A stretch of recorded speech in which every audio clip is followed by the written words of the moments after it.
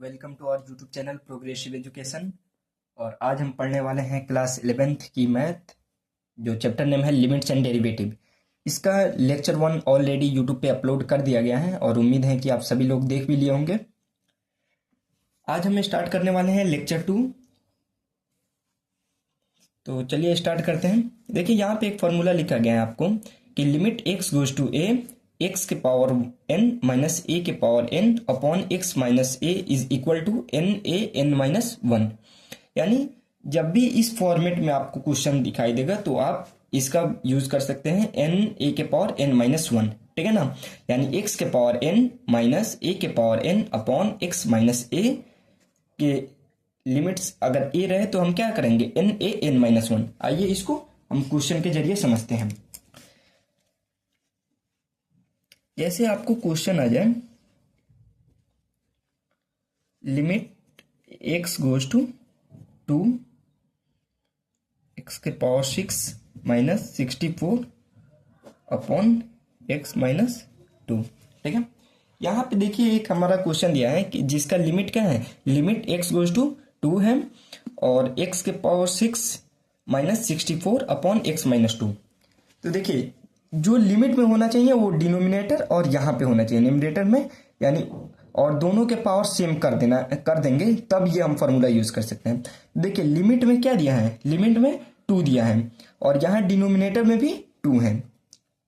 अब इसको हम किसी तरह 2 के पावर 6 लिख सकते हैं 64 को, जैसे x के power 6 minus 2 raise to power 6 लिखेगा तो 64 ही आएगा, ठीक है, अपॉन x माइनस 2। अब हम ये फॉर्मूला यूज कर लेंगे n a n minus 1। n जो पावर है तो 6 इंटू a जो लिमिट दिया है, लिमिट क्या है हमारा 2 है, और n माइनस 1 यानी 6 माइनस 1। तो क्या बचा 6 इंटू 2 रेज टू पावर कितना हुआ 5, ठीक है।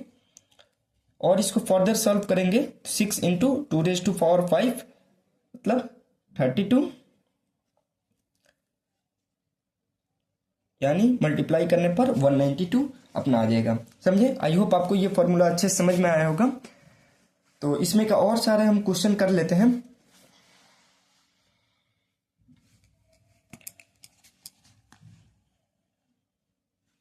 जैसे नेक्स्ट क्वेश्चन है अपना limit x goes to 3 x raise to power 4 minus 81 upon x minus 3, ठीक है।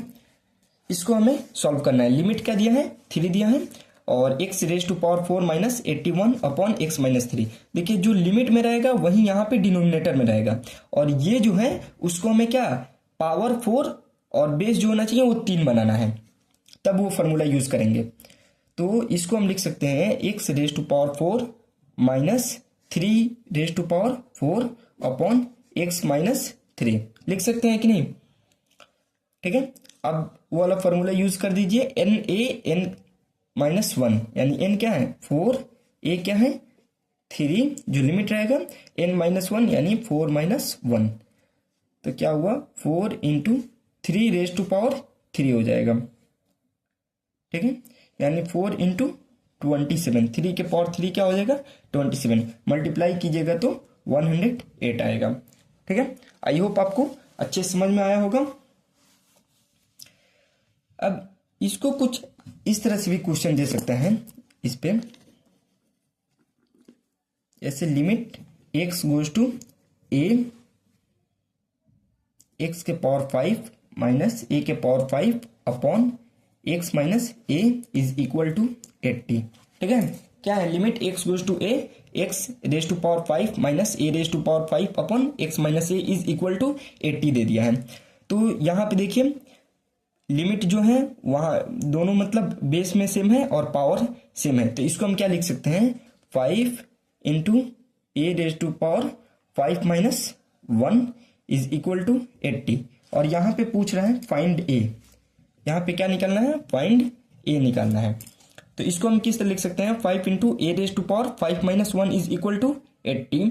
तो क्या हो जाएगा 5 into a raise to power 5 minus 1 यानी a raise to power 4 is equal to 80। जब ये 5 इधर आएगा तो ये 80 जो है 16 टाइम्स में कैंसिल हो जाएगा। जैसे 5 into a raise to power 4 into 80, ये 16 बार में कैंसिल हो जाएगा। तो ए के पावर 4 इज इक्वल टू 16, तो ए इज इक्वल टू क्या आ जाएगा, ए इज इक्वल टू 2 आ जाएगा।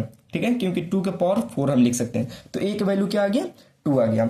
तो इस तरह से अगर क्वेश्चन आएगा तो आप लोग कर लेंगे।